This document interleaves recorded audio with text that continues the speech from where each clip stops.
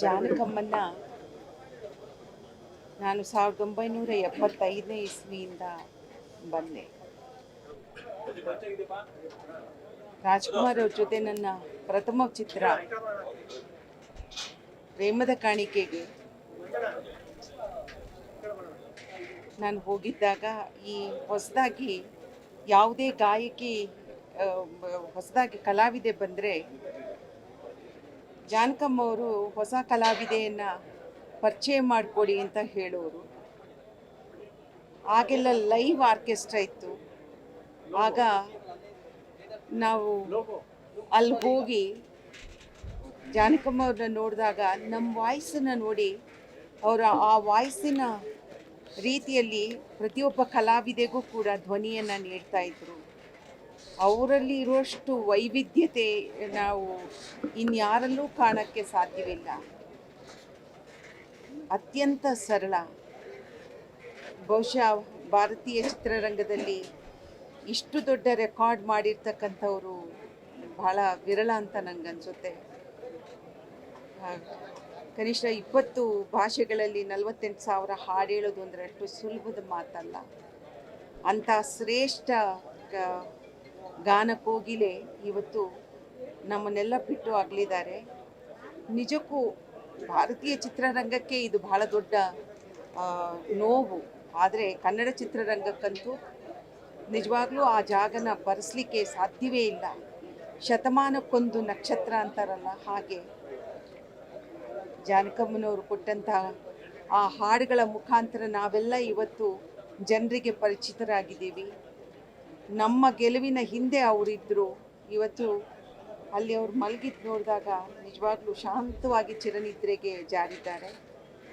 ಅವರ ಆತ್ಮಕ್ಕೆ ಶಾಂತಿ ಸಿಗಲಿ, ಅವರ ಕುಟುಂಬಕ್ಕೆ ಮತ್ತು ಅವರೆಲ್ಲ ಪ್ರೇಕ್ಷಕ ವರ್ಗಕ್ಕೆ ಈ ನೋವನ್ನು ಭರಿಸುವಂಥ ಶಕ್ತಿ ಕೊಡಲಿ ಅಂತ ನಾನು ಆ ದೇವರಲ್ಲಿ ಕೇಳ್ಕೊಳ್ತೇನೆ.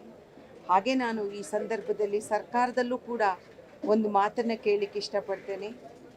ಮೈಸೂರಂದರೆ ಅವರು ಮೈಸೂರಿನ ಸೊಸೆ, ಮೈಸೂರಲ್ಲೇ ಬಾಳಬೇಕು, ಮೈಸೂರಿನಲ್ಲೇ ನಾನು ಇರಬೇಕು ಅಂದರು. ಅವರು ಇಲ್ಲೇ ತನ್ನ ಉಸಿರನ್ನು ಕೂಡ ಬಿಟ್ಟರು. ಈ ನಾಡಿನಲ್ಲಿ ಅವರು ಕೊಟ್ಟ ಕೊಡುಗೆಯನ್ನು ನಾವು ಯಾವತ್ತೂ ಯಾರೂ ಮರೀಲಿಕ್ಕೆ ಸಾಧ್ಯವಿಲ್ಲ. ಮೈಸೂರು ವಿಶ್ವವಿದ್ಯಾಲಯದಲ್ಲಿ ಸಂಗೀತದ ಒಂದು ಅಧ್ಯಯನ ಪೀಠವನ್ನು ತೆಗಿಬೇಕು ಅಂತ ನಾನು ಸರ್ಕಾರದಲ್ಲಿ ಬೇಡ್ಕೋತೇನೆ. ಅದರ ಮೂಲಕ ಜಾನಕಮ್ಮನವರು ನಿರಂತರವಾಗಿ ಅವರ ಅಧ್ಯಯನದಿಂದ ಇರ್ತಾರೆ ಅನ್ನುವಂಥ ನಂಬಿಕೆ. ಇದಷ್ಟನ್ನು ಹೇಳಲಿಕ್ಕೆ ಇಷ್ಟಪಡ್ತೇನೆ. ಮೇಡಮ್, ಜಾನಕಮ್ಮ ಯಾವ ರೀತಿ ಅಂತಂದರೆ, ಎಲ್ಲೇ ಸಿಗಲಿ 5 ನಿಮಿಷದಲ್ಲಿ ನಮ್ಮೊಳಗಿದ್ದಂಥ ನೋವು, ಯಾತನೆ, ಅನುಭವಿಸಿದ ಕಷ್ಟ ಮತ್ತು ನಮಗೇನು ಬೇಕು ಬೇಡ ಇವಿಷ್ಟನ್ನು ಗ್ರಹಿಸ್ಕೊಳ್ಳುವಂಥ ಶಕ್ತಿ ಅವರು. ಬಹಳ ದೊಡ್ಡ ಶಕ್ತಿ ಅದು. ಅತ್ಯಂತ ಆಪ್ತತೆಯಿಂದ ಪ್ರೀತಿಯಿಂದ ಕೇಳೋದು. ನನಗೀಗಲೂ ನೋವಾಗೋದು, ನಾನು ಕಳ್ಕೊಂಡಿರೋದು ಯಾವುದು ಅಂತಂದರೆ, ನನಗೆ ಅವರನ್ನು ನಾನು ನಮ್ಮ ಮೀಸೆ ಸೀನಿನ ರಾಜ್ಕುಮಾರ್ ಅವರು ಬಾಮೈದವ್ರಿಗೆ ಫೋನ್ ಮಾಡಿದ್ದೆ. ಅಣ್ಣ, ನಾನು ಜಾನಕಮ್ಮನ ನೋಡೋಕ್ಕೆ ಬರಬೇಕು, ನಾನೆಲ್ಲ ಅರೇಂಜ್ ಮಾಡ್ತೀನಿ ಬಾಮ್ಮ ಅಂದರು. ನನಗೆ ಯೋಗ ಇಲ್ಲ, ನನಗೆ ನೋಡೋಕ್ಕೆ ಆಗಲಿಲ್ಲ. ಅವ್ರದ್ದು ಇಲ್ಲಿ ಮೈಸೂರಿನಲ್ಲಿ ಒಂದು ಸಾಂಗ್ ಇದಾಗಿತ್ತಲ್ಲ, ಅವರ ಹಾಡುಗಳು. ಸರಿ, ಯಾವಾಗಾದರೂ ಹೊರಗಡೆ ನಾವು ಹೆಚ್ಚು ಯಾವಾಗಾದರೂ ಮನೆಯಲ್ಲಿ ಮೀಟ್ ಮಾಡ್ತೀವಿ, ಅವ್ರ ಮನೆಯಲ್ಲಿ ಮೀಟ್ ಮಾಡ್ತಿದ್ವಿ, ಅಥವಾ ಹೊರಗಡೆ ಎಲ್ಲಾದರೂ ಹೋದಾಗ ಟ್ರಾವೆಲ್ ಮಾಡುವಾಗ ಹೀಗೆ ಅವರನ್ನು ಮೀಟ್ ಮಾಡ್ತಿದ್ವಿ.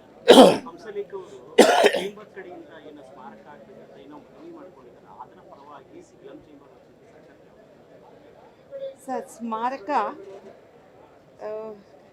ಸರ್ಕಾರ ಮಾಡಲಿ, ನನಗೆ ಅದ್ರ ಬಗ್ಗೆ ನನಗೆ ಅವರು ನಿರಂತರವಾಗಿ ಉಳಿಯೋದಾದರೆ ಅಧ್ಯಯನ ಪೀಠ ಆಗಲಿ ಅಂತ.